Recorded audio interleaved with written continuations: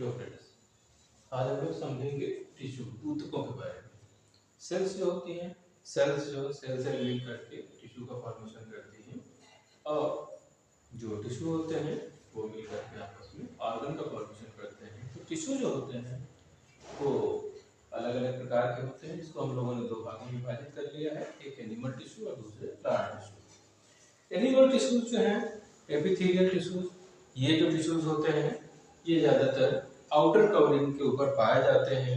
ये जो है इंटरनल लेयरिंग ऑफ जो है लाइनिंग ऑफ हार्ट या एल्वोलाई, वोमेन कैप्सूल, इन सब की जो है ऊपर की जो कवरिंग होती है वो एपिथेलियल टिश्यूज की बनी होती है। हमारी स्किन के ऊपर भी ये पाए जाते हैं। और इसके अलावा ये कई शेप के होते हैं, स्क्वायमस हो सकते हैं, चपटे हो सकते हैं, क्यूबॉइडल क्यूब्स के फॉर्म में हो सकते हैं, कॉलम्नर लंबे कॉलम्स के रूप में हो सकते हैं।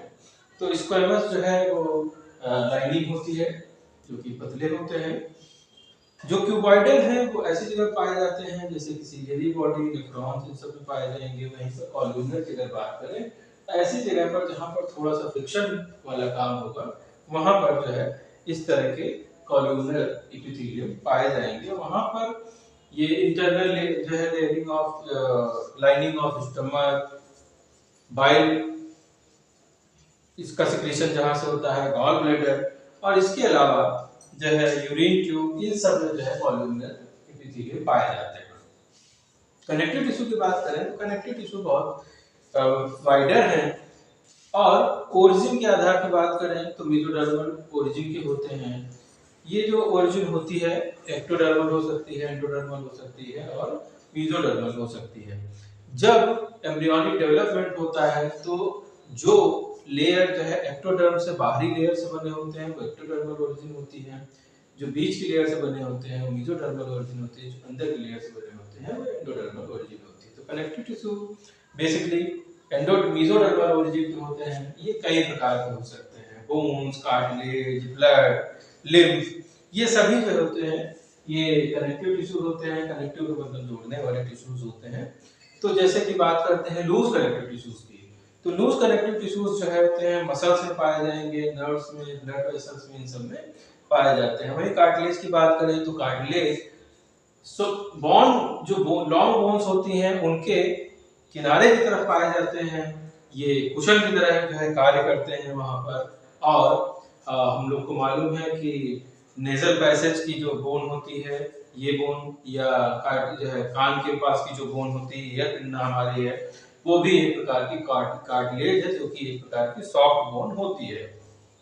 बोन्स भी एक प्रकार के कनेक्टिव टिश्यूज हैं जो कि हमारा स्केलेटल सिस्टम का फॉर्मेशन करते हैं। वहीं पर जो वेस्कुलर कनेक्टिव टिश्यूज हैं तो ब्लड को हम लोग जो है ब्लड और लिम्फ को हम लोग वेस्कुलर कनेक्टिव टिश्यू बोलते हैं। मस्कुलर कनेक्टिव टिश्यूज की बात करें तो मस्कुलर कनेक्टिव टिश्यूज तीन प्रकार के होते हैं।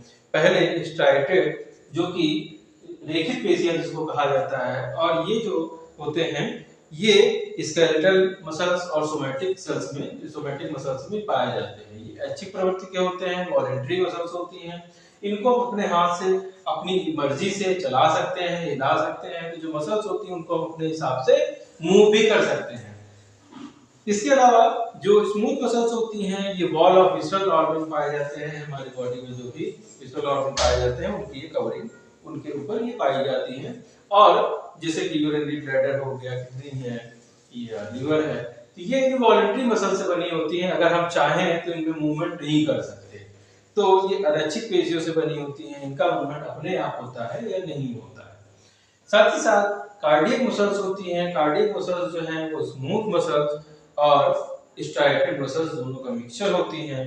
उनके बीच में भी जो है ये जो है लगातार रिदमिक कॉन्ट्रैक्शन का काम करती हैं, जिससे कि हमारा हार्ट जो है पंप करता रहता है। नर्वस सिस्टम की बात करें तो जो नर्व सेल्स होती हैं वो हमारे पूरी बॉडी में पाई जाती हैं। पूरा नर्व जो है नर्व का इंटायर नर्वस सिस्टम बनाती है और इसमें कई सारे हिस्से होते हैं।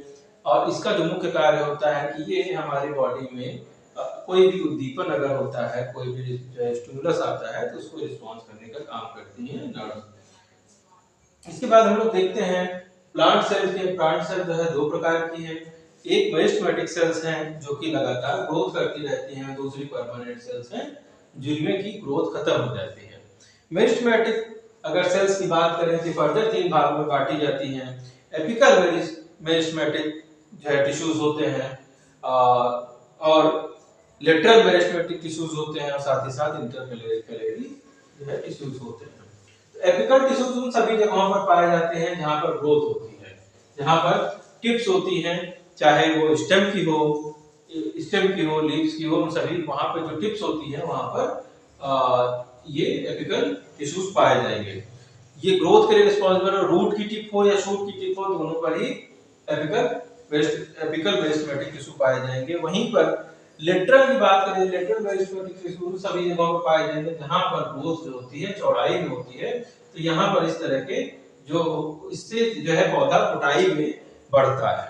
और जो इंटरकैलेरी में जो है मेरिस्टेमेटिक टिश्यू है वो ये पोर्शन है जो कि एपिकल मेरिस्टेमेटिक टिश्यू से ही निकले हुए हैं, मगर इनके अंदर जो है सेकेंडरी ग्रोथ नहीं होती है, परमानेंट टिश्यूज में कन्वर्ट नहीं होते हैं। इसके बाद जो परमानेंट टिश्यूज हैं वो फर्दर कई भागों में बटे हुए हैं, सिंपल, कॉम्प्लेक्स और जो है स्पेशल सेल्स में बटे होते हैं। सिंपल जो है टिश्यूज की बात करें तो सिंपल टिश्यूज पैरेन्काइमा हो सकते हैं, कोलेनकाइमा हो सकते, दूसरे कोलेनकाइमा हो सकते हैं, स्क्लेरेनकाइमा हो सकते हैं। पैरेन्काइमा जो होता है ग्राउंड टिश्यूज होते हैं जो कि जो है फीलिंग के जो है काम आते हैं। उसी प्रकार से कोलेनकाइमा है, स्क्लेरेनकाइमा वो सभी जगहों पर पाए जाते हैं जहां पर थोड़ा मजबूत किसी जो है मजबूती की जरूरत होती है, तो वहां पर इस प्रकार के टिश्यू जो होते हैं स्क्लेरेनकाइमा होते हैं। कॉम्प्लेक्स अगर जो है कॉम्प्लेक्स टिश्यूज की बात करें तो इसमें जाइलम होता है, फ्लोएम होता है। जाइलम जो होता है वो वाटर को एब्जॉर्ब करने का काम करता है और फ्लोएम जो है फूड को ट्रांसलोकेट करने का काम करता है। तो जाइलम जो है ऊपर की तरफ जो है पानी को जमीन से रूट से ऊपर की तरफ लेके जाता है और फ्लोएम जो है दोनों तरफ ये रूट्स को भी जो है फूड प्रोवाइड करता है, वहीं पर जो है बाकी पार्ट्स को भी फूड प्रोवाइड करने का काम करता है।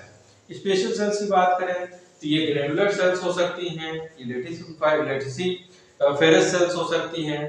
तो ये बहुत सारे जो लेटेक्स होता है, रेजिन होता है, गम होता है, इन सब के सिक्रीशन के लिए ये रिस्पांसिबल